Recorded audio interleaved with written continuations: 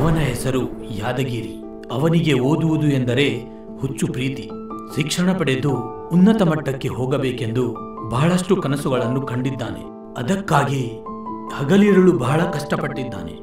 ಅದಕ್ಕೆ ಆ ಕುಟುಂಬವೂ ಕೂಡ ಅವರ ಇಚ್ಛೆಯನ್ನು ನಿರಾಕರಿಸಲಿಲ್ಲ. ನನ್ನ ಹೆಸರು ಯಾದಗಿರಿ. ನಾನು ಬಂದು Watpalli village and Watpalli mandal, Sangareddy district, Telangana. ನಮ್ಮ ಮನೆಯಲ್ಲಿ ಬಂದು ನನ್ನ mummy, daddy and 3 sisters and 2 brothers. Brothers ಒಳಗಡೆ ನಾನು ದೊಡ್ಡವನು, ಸಿಸ್ಟರ್ಸ್ ಎಲ್ಲರೂ ದೊಡ್ಡವರು. ಮೊದಲು ತುಂಬ ಚೆನ್ನಾಗಿದ್ರು ಸರ್, ಚೆನ್ನಾಗಿ ಓದ್ತಿದ್ರು. ನನಗಿಂತನೂ ಅವರೇ ಚೆನ್ನಾಗಿ ಓದ್ತಿದ್ದಿತ್ತು. ಮನೆಯಲ್ಲಿ 2 ಹೊತ್ತು ಊಟಕ್ಕೆ ಕಷ್ಟಪಡುವ ಪರಿಸ್ಥಿತಿಯಲ್ಲಿ ದೇಹದಲ್ಲಿ ಶಕ್ತಿ ಇರದಿದ್ದರೂ ಕೈಗೆ ಸಿಕ್ಕ ಕೆಲಸವನ್ನು ಮಾಡಿ ಯಾದಗಿರಿಯನ್ನು ಓದಿಸಿದರು. ನನ್ನ ಗಂಡನಿಗೂ ಕೂಡ ಕಣ್ಣುಗಳ ತೊಂದರೆ ಇದೆ. ಕೆಲವು ಸಲ ಕಣ್ಗಳು ಸರಿಯಾಗಿ ಕೆಲಸ ಮಾಡೋದಿಲ್ಲ. ಅವರಿಗೆ ಕೆಲಸ ಮಾಡೋದಕ್ಕೆ ಕೂಡ ಆಗೋದಿಲ್ಲ. ಏನೇ ಕೆಲಸ ಬಂದ್ರು ನಾನು ಒಬ್ಳೆ ಮಾಡ್ಬೇಕು. ಟೀಚರ್ ಆಗ್ಬೇಕಂತ ಬಹಳ ಕಷ್ಟಪಟ್ಟಿದ್ದಾನೆ. ಚೆನ್ನಾಗಿ ಓದ್ತಾನೆ, ಯಾವಾಗ್ಲೂ ಕಂಟಿನ್ಯೂಸ್ ಆಗಿ ಓದ್ತಾನೆ ಇರ್ತಾನೆ. ಹಾಸ್ಪಿಟಲ್ ಒಳಗೆ ಇದ್ರೂ ಕೂಡ ಬುಕ್ ಯಾವಾಗ್ಲೂ ಹತ್ರ ಇರ್ತಾ ಇತ್ತು. ಕಂಟಿನ್ಯೂಸ್ ಆಗಿ ಬಹಳ ಓದ್ತಾ ಇದ್ದ. ಕಣ್ಣಿಗೆ ನಿದ್ರೆ ಇಲ್ಲ, ಹೊಟ್ಟೆಗೆ ಅನ್ನ ಇಲ್ಲ, ಆದ್ರೂ ಚೆನ್ನಾಗಿ ಓದಿದ್ದಾನೆ. ಎಷ್ಟೇ ಕಷ್ಟ ಬಂದ್ರೂ ಓದುವುದನ್ನ ಮಾತ್ರ ಬಿಡೋದಿಲ್ಲ. ಅವನಿಗೆ ಅಷ್ಟು ಓದುವ ಹುಚ್ಚಿದೆ. ಚೆನ್ನಾಗಿ ಓದಿ ಒಂದು ಒಳ್ಳೆಯ ಶಿಕ್ಷಕನಾಗಿ ತನ್ನ ಅಭಿವೃದ್ಧಿಗಾಗಿ ಅನೇಕ ತ್ಯಾಗಗಳು ಮಾಡಿದ ಕುಟುಂಬದ ಋಣವನ್ನು ತೀರಿಸಬೇಕೆಂದು ನಿರ್ಧರಿಸಿದ್ದಾನೆ ಯಾದಗಿರಿ. ಅದಕ್ಕೆ ತಕ್ಕ ಹಾಗೆಯೇ ಟೆಟ್ ಕ್ವಾಲಿಫೈ ಆಗಿ DSC ಸಾಧಿಸುವ ಹಠದಿಂದ ಇದ್ದಾನೆ. ನನ್ನ ಹೆಸರು ಅವಿನಾಶ್. ನಾನು ಯಾದಗಿರಿ ಕಜಿನ್ ಬ್ರದರ್. ಸ್ಕೂಲ್ ಒಳಗಡೆ ಕೂಡ ಅವನು ನನಗೆ ಜೂನಿಯರ್. ಸಣ್ಣವರಿಂದಲೇ ಯಾವಾಗ್ಲೂ ಜೊತೆಯಲ್ಲೇ ಬೆಳೆದಿದ್ದೇವೆ. ನಾವು ಯಾವಾಗ್ಲೂ 24 ಅವರ್ಸ್ ಜೊತೆಯಲ್ಲೇ ಇರುತ್ತೇವೆ. ಸ್ಕೂಲ್ ಟೈಮ್ ನಿಂದಲೇ ಚೆನ್ನಾಗಿ ಓದುತ್ತಾನೆ. ಊರಲ್ಲಿ ಕೂಡ ಒಳ್ಳೆ ರಿಲೇಷನ್ ಮೇಂಟೈನ್ ಮಾಡ್ತಾನೆ. ಸ್ಕೂಲ್ ನಲ್ಲಿ ಸಣ್ಣವರಿಂದಲೇ ಕ್ಲಾಸ್ ಒಳಗೆ ಫಸ್ಟ್. ಇಬ್ಬರು ಸೇಮ್ ಜಾಬ್ ಟ್ರೈ ಮಾಡಿದ್ವಿ. ನಿನ್ನೆಯವರೆಗೂ ಗವರ್ಮೆಂಟ್ ಜಾಬ್ ಪ್ರಿಪೇರ್ ಆಗಿ ಇವಾಗ ಖಾಲಿ ಇದ್ದೇವೆ. B.Ed ಅಂತ ಇರುತ್ತದೆ, ಟೀಚರ್ ಟ್ರೈನಿಂಗ್ ಕೋರ್ಸ್. ಅದು ಬಂದು AP ಒಳಗಡೆ ಮಾಡಿದ್ದೇನೆ, ನಾನು ಡಿಸ್ಟೆನ್ಸ್ ಒಳಗಡೆ. ಅದರ ಪರವಾಗಿ ನಾನು ಟೀಚರ್ ಜಾಬ್ ಗೋಸ್ಕರ ಟ್ರೈ ಮಾಡುತ್ತಿದ್ದೇನೆ. ಅದು ರಿಸಲ್ಟ್ ಗೋಸ್ಕರ ವೇಟ್ ಮಾಡುತ್ತಿದ್ದೇನೆ. ನೆಕ್ಸ್ಟ್ ನೋಟಿಫಿಕೇಶನ್ ಕೂಡ ವೇಟ್ ಮಾಡುತ್ತಿದ್ದೇನೆ. ಸ್ಟಡಿ ಪರ್ಪಸ್ ಒಳಗಡೆ ಕೂಡ ಫ್ಯಾಮಿಲಿ ಸಪೋರ್ಟ್ ಚೆನ್ನಾಗಿ ಮಾಡುತ್ತಿದೆ. ಅವನ ಉಕ್ಕಿನಂತಹ ಇಚ್ಛೆಯು ಕುರುಡಾಯಿತು. ಏಕೆಂದರೆ ಅವರ ಮಹತ್ವಾಕಾಂಕ್ಷೆಗೆ ಅಡ್ಡುಗೋಡೆಯಾಗಿ ನಿಂತಿದೆ ಕ್ಯಾನ್ಸರ್ ಮಹಾಮಾರಿ. ಸಡನ್ ಆಗಿ ಇಂಟರ್ ಆದಮೇಲೆ ಅವರು ಡಿಗ್ರಿಗೋಸ್ಕರ ಸಿಟಿಗೆ ಹೋದರು. ರೆಗ್ಯುಲರ್ ಆಗಿ ಸ್ಟಡಿ ಮಾಡುವುದು ತುಂಬ ಕಷ್ಟ ಆಯಿತು. ಸ್ವಲ್ಪ ಫೈನಾನ್ಷಿಯಲ್ ಇಶ್ಯೂವಿನಿಂದ ಕೆಮಿಕಲ್ ಕಂಪ್ನಿ ಒಳಗೆ ವರ್ಕ್ ಮಾಡಿದನು. ಅದು ಅದರ ಎಫೆಕ್ಟ್ ಏನೋ ಗೊತ್ತಿಲ್ಲ, ಆದರೆ ಇಲ್ಲಿ ಗಡ್ಡೆ ಥರ ಆಯಿತು. ಅದನ್ನು ನೋಡಿ ಹಾಸ್ಪಿಟಲ್ ಒಳಗೆ ತೋರಿಸಿದೆವು. ಅದು ನಾರ್ಮಲ್ ಆಗಿ ಬೇರೆ ಯಾವುದೋ ಗಡ್ಡೆ ಇದೆ ಎಂದು ಯೋಚಿಸಿ ಸ್ಯಾಂಪಲ್ ಟೆಸ್ಟ್ ಮಾಡಿದ ಮೇಲೆ ನಾರ್ಮಲ್ ಆಗಿ ಕಡಿಮೆ ಆಗುತ್ತೆ ಅಂತ ವಿವಿಧ ರೀತಿಯ ಆಯುರ್ವೇದ ಮೆಡಿಸಿನ್ ಬಳಸಿದರೆ ಯಾವುದೇ ಯೂಸ್ ಆಗಲಿಲ್ಲ. ಅದರ ನಂತರ ಮತ್ತೆ ಕೆಲವು ದಿನದ ನಂತರ ಹಾಸ್ಪಿಟಲ್ ಹೋಗಿ ತೋರಿಸಿದರೆ ಅಲ್ಲಿ ಅವರು ಕ್ಯಾನ್ಸರ್ ರಿಲೇಟೆಡ್ ಇಶ್ಯೂ ಇದೆ ಅಂತ ಕನ್ಫರ್ಮ್ ಮಾಡಿದಾಗ ಕೀಮೋಥೆರಪಿ ಮಾಡಿಸಬೇಕೆಂದು ಹೇಳಿದ ಮೇಲೆ ಅವರಿಗೆ ಲಕ್ಷ ಖರ್ಚು ಆಗುತ್ತೆ ಅನಿಸಿತು. ಅದೆಷ್ಟು ಖರ್ಚು ಆಗುತ್ತೆ ಅಂತ ಅನಿಸಿತು. ಯಾದಗಿರಿಗೆ ಹಾಡ್ಜ್ಕಿನ್ಸ್ ಲಿಂಫೋಮಾ ಇದೆ ಅಂತ ದೃಢಪಡಿಸಿದರು. ನಾನು ಇಂಟರ್ ಆದ ನಂತರ ಡಿಗ್ರಿ ಜಾಯಿನ್ ಆಗುವುದಕ್ಕೆ ಸಂಗಾರೆಡ್ಡಿ ಹೋದೆನು. Government college, Tarak government college ಒಳಗಡೆ ಜಾಯಿನ್ ಆದೆನು. ಫಸ್ಟ್ ಇಯರ್ ಎಂಡಿಂಗ್ ಒಳಗಡೆ ನಾನು ಐಡೆಂಟಿಫೈ ಮಾಡಿದನು. ಇಲ್ಲಿ ಮಾಮೂಲಾಗಿ ಸ್ವೆಲ್ಲಿಂಗ್ ಬರುವುದು ಸ್ಟಾರ್ಟ್ ಆಯಿತು. ನನಗೆ ತಿಳಿದ ವ್ಯಕ್ತಿಯೊಬ್ಬರು ಮೆದಕ್ ಕಳಿಸಿದರು. ಮೆದಕ್ ನಲ್ಲಿ ಇನ್ನೊಂದು ಹಾಸ್ಪಿಟಲ್ ಹೋದರೆ ಅವರು ಮೆದಕ್ ನಲ್ಲಿ ಇದನ್ನು ಚೆನ್ನಾಗಿ ನೋಡುತ್ತಾರೆ, ಇಂಟರ್ನ್ಯಾಷನಲ್ ಹಾಸ್ಪಿಟಲ್ ಅಂತ ಹೇಳಿದಾಗ ನಿಮಗೆ ಸ್ಯಾಂಪಲ್ ತೆಗೆಯಬೇಕು, 20,000 ಖರ್ಚು ಆಗುತ್ತದೆ ಸ್ಯಾಂಪಲ್ ತೆಗೆಯುವುದಕ್ಕೆ ಅಂತ ಹೇಳಿದರು. 20,000 ಪೇ ಮಾಡಿದ ನಂತರ ನಾನು ನಮ್ಮ ಅಮ್ಮ ಹಾಸ್ಪಿಟಲ್ ನಲ್ಲಿ ಬ್ಲಡ್ ಸ್ಯಾಂಪಲ್ ಕೊಟ್ಟ ನಂತರ ಸ್ಯಾಂಪಲ್ ಅನ್ನು ಲ್ಯಾಬ್ಗೆ ಕಳಿಸಿದರು. ರಿಪೋರ್ಟ್ ನಲ್ಲಿ ಹಾಡ್ಗಿನ್ಸ್ ಲಿಂಫೋಮಾ ಅಂತ ಹೇಳಿದರು. ಅವರು ಕೂಡ ಹಾಡ್ಗಿನ್ಸ್ ಲಿಂಫೋಮಾ ಅಂತ ಹೇಳಿದ ನಂತರ ಅವರು ಬಂದು ಇಲ್ಲಿ ಟ್ರೀಟ್ಮೆಂಟ್ ಇರುವುದಿಲ್ಲ, ಬೇರೆ ಕಡೆ ರೆಫರ್ ಮಾಡುತ್ತೇವೆ ಅಂತ ಹೇಳಿದರು. ಬೇರೆ ಹಾಸ್ಪಿಟಲ್ ನಲ್ಲಿ ಹೋದಾಗ ಅವರು ಕೂಡ ಮತ್ತೆ ಟೆಸ್ಟ್ ಮಾಡುವುದು ಸ್ಟಾರ್ಟ್ ಮಾಡಿದರು. ಬಯಾಪ್ಸಿ ಮಾಡಿದರು. ನಾವು ಹೋಗಿ ಮತ್ತೆ ರೀಟೆಸ್ಟ್ ಮಾಡಿಸಿದೆವು. ಅವರು ಕನ್ಫರ್ಮ್ ಮಾಡಿದರು ನಿಮ್ಗೆ ಹಾಡ್ಗಿನ್ಸ್ ಲಿಂಫೋಮಾ ಇದೆ ಅಂತ ಹೇಳಿದರು. ಹಾಸ್ಪಿಟಲ್ ನಲ್ಲಿ ಅವರು ಕನ್ಫರ್ಮ್ ಮಾಡಿದ ಮೇಲೆ ಟ್ರೀಟ್ಮೆಂಟ್ ಗೆ 1.5 ಲಕ್ಷ ಖರ್ಚು ಆಗುತ್ತೆ ಅಂತ ಹೇಳಿದರು.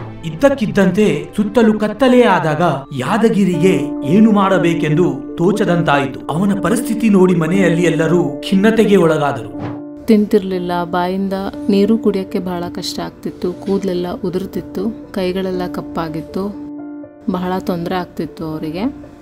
ಅವನು ಮೊದಲು ಮೆಂಟಲಿ ಬಹಳ ಸ್ಟ್ರಾಂಗ್ ಇರುತ್ತಿದ್ದ, ಆದರೆ ಸಮಯದ ಜೊತೆಗೆ ತುಂಬಾ ವೀಕ್ ಆಗಿಬಿಟ್ಟ. ಫಿಸಿಕಲಿ ಕೂಡ ಹೇಗಾದನೆಂದರೆ ತಿನ್ನುವುದನ್ನು ಬಿಟ್ಟನು. ಕೀಮೋ ತೆಗೆದುಕೊಂಡ ನಂತರ ನುಂಗುವುದು ಕೂಡ ಕಷ್ಟವಾಯಿತು. ಓದೋಣ ಅಂದರೆ ಓದದೇ ಇರುವುದು, ವರ್ಕ್ ಮಾಡದೇ ಇರುವುದು, ಬಹಳ ಮಂದವಾದನು. ಅವನಿಗೆ ನೋಡಿ ತುಂಬಾ ದುಃಖ ಆಗುತ್ತಿತ್ತು. ಎಷ್ಟು ಮೆಂಟಲಿ ಸ್ಟ್ರಾಂಗ್ ಇದ್ದ ಅಷ್ಟು ವೀಕ್ ಆದನು. ನನಗೆ ಅದೇ ತುಂಬಾ ದುಃಖದ ವಿಷಯ ಅನಿಸಿತು. ಅವನು ಆಗಾಗ ತನ್ನ ಎಕ್ಸ್ಪೀರಿಯನ್ಸ್ ಹೇಳುತ್ತಿದ್ದ. ನುಂಗಲು ಕೂಡ ಕಷ್ಟವಾಯಿತು. ನಿಜವಾಗಿಯೂ ಬಾತ್ರೂಮ್ ಒಳಗೆ ಹೋದರೂ ಸಡನ್ ಆಗಿ ಬೀಳುತ್ತಿದ್ದ. ಅಲ್ಲದೆ ಕಾನ್ಶಿಯಸ್ ನಿಂದ ಕೂಡ ಇರುತ್ತಿರಲಿಲ್ಲ. ತುಂಬಾ ಕಷ್ಟವಾಯಿತು. ಹಬ್ಬ ಬಂದರೂ ಒಂದಿನಾನೂ ನಮ್ಮಮ್ಮ ಮನೇಲಿರ್ತಿರ್ಲಿಲ್ಲ. ಪ್ರತಿ ಹಬ್ಬನೂ ಹಾಸ್ಪಿಟಲ್ನಲ್ಲೇ ಕಳೀತಾ ಇದ್ರು.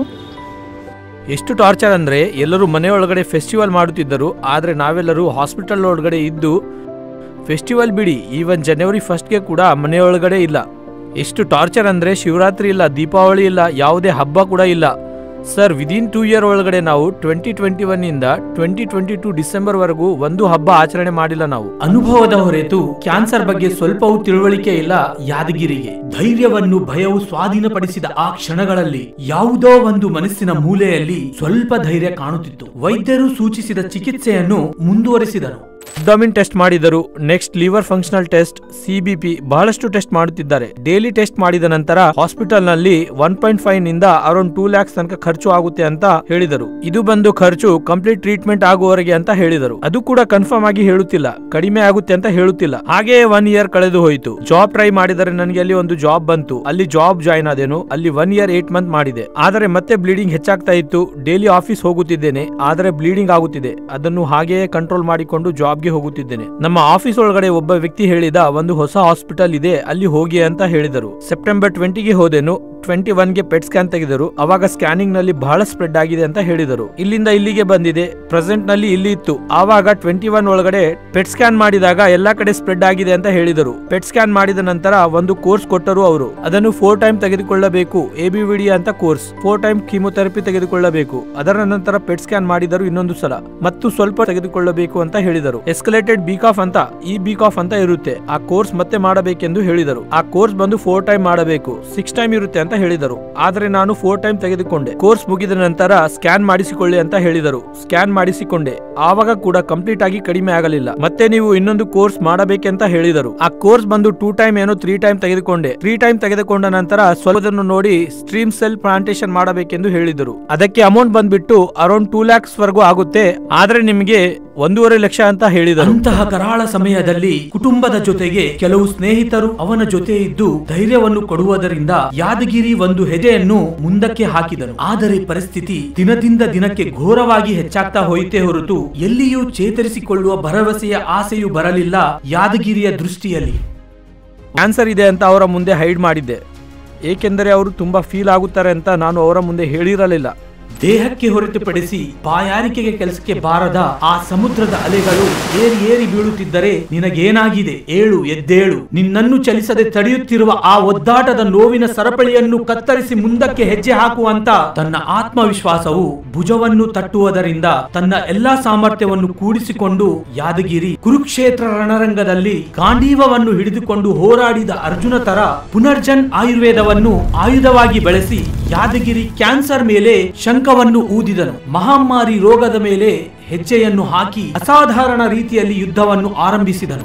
ಯೂಟ್ಯೂಬ್ ನಲ್ಲಿ ಸರ್ಚ್ ಮಾಡುತ್ತಿರುವಾಗ ಯೂಟ್ಯೂಬ್ ಒಳಗಡೆ ಪುನರ್ಜನ್ ಆಯುರ್ವೇದ ಯೂಟ್ಯೂಬ್ ಚಾನಲ್ ಇದೆ. ಅದರೊಳಗೆ ಸರ್ಚ್ ಮಾಡಿದಾಗ ಬಿಗ್ ಬಾಸ್ ಆದಿರೆಡ್ಡಿ ಇದ್ದಾರೆ ಅಲ್ಲ, ಆತನ ವಿಡಿಯೋ ಮೇಲೆ ಅವನ ಫೋಟೋ ಇತ್ತು. ಅವರು ಕೂಡ ಬಹಳಷ್ಟು ರಿಸರ್ಚ್ ಮಾಡಿ ಅಲ್ಲಿ ಹೋಗಿದ್ದಾರೆ. ಅದು ಅಲ್ಲದೆ ಯೂಟ್ಯೂಬರ್ಸ್ ಬಂದು ಅಲ್ಲಿ ಕ್ಯಾನ್ಸರ್ ಚೆನ್ನಾಗಿ ಕಡಿಮೆ ಆಗುತ್ತಿದೆ ಅಂತ ಹೇಳಿರುವ ವಿಡಿಯೋವನ್ನು ನಾನು ನೋಡಿದಾಗ ನಾನು ಸಡನ್ ಆಗಿ ಹೋದೆ. ಅಲ್ಲಿ ನನ್ನ ಹತ್ರ ಅಮೌಂಟ್ ಏನೂ ಇರಲಿಲ್ಲ, ಸುಮ್ನೆ ಏನೋ ಒಂದು ಸಲ ನೋಡೋಣ ಅಂತ ಅಲ್ಲಿ ಹೋದೆನು. ಅಲ್ಲಿರುವ ರಿವ್ಯೂ ಆಗಲಿ, ಅಲ್ಲಿರುವ ಪೇಷಂಟ್ ಹೇಳುವ ರೀತಿ ನನಗೆ ತುಂಬಾ ಇಷ್ಟವಾಯಿತು. ಅದಕ್ಕೆ ಡಾಕ್ಟರ್ ಅವರನ್ನು ಕನ್ಸರ್ನ್ ಮಾಡಿದೆ. ಅಲ್ಲಿ ಪುನರ್ಜನ್ ಔಷಧ ತೆಗೆದುಕೊಳ್ಳುವುದು ಬಹಳ ಒಳ್ಳೆಯದು. ಪುನರ್ಜನ್ ಆಸ್ಪತ್ರೆಯ ಡಯಟ್ ಹೇಗಿರುತ್ತೋ ಹಾಗೆ ಮೆಡಿಸಿನ್ಸ್ ಕೂಡ ಇರುತ್ತೆ. ಡಾಕ್ಟರ್ ಅವರು ಹೆಲ್ದಿ ಡಯಟ್ ಮಾಡುವುದಕ್ಕೆ ಹೇಳುತ್ತಾರೆ. ಇಲ್ಲಿ ಡೈಲಿ ನಾನು ಯೋಚಿಸುತ್ತಿದ್ದೆ ಜಸ್ಟ್ 3 hours ಗೆ ಒಂದು ಸಲ ತಿಂದರೆ ಸಾಕು ಅಂತ. 3-4 hours ಗೆ ನಮಗೆ ಹಸಿವು ಆದರೆ ತಿಂದರೆ ಸಾಕು ಅಂತ ಅನ್ಕೊಂಡಿದ್ದೆ. ಆದರೆ ಪುನರ್ಜನ್ ಆಸ್ಪತ್ರೆ ಹೋಗಿದ ಮೇಲೆ ಗೊತ್ತಾಯಿತು ಡಯಟ್ ಹೇಗೆ ಮಾಡಬೇಕು ಅಂತ. ಪುನರ್ಜನ್ ಆಸ್ಪತ್ರೆಗೆ ಹೋಗಿದ್ದರಿಂದ ಅವರು ನನಗೆ ಡಯಟ್ ಹೇಗೆ ಮಾಡಬೇಕು, ಅದನ್ನು ಯಾವ ತರ ಊಟ ಮಾಡಬೇಕು ಅಂತ ಹೇಳಿದರು. ಅಲ್ಲಿ ಡಾಕ್ಟರ್ ಅವರು ಹೇಳಿದರು ಕ್ಯಾನ್ಸರ್ ಪೇಷಂಟ್ ಅವರು ಹಸಿವು ಆಗಿದೆ ಅಥವಾ ಇಲ್ಲ ಅಂತ ಯೋಚಿಸಬಾರದು. ಅವರು ಹೇಳಿದರು ಎವ್ರಿ 2 hours ಗೆ ಒಂದು ಸಲ ಸೇವಿಸಬೇಕು,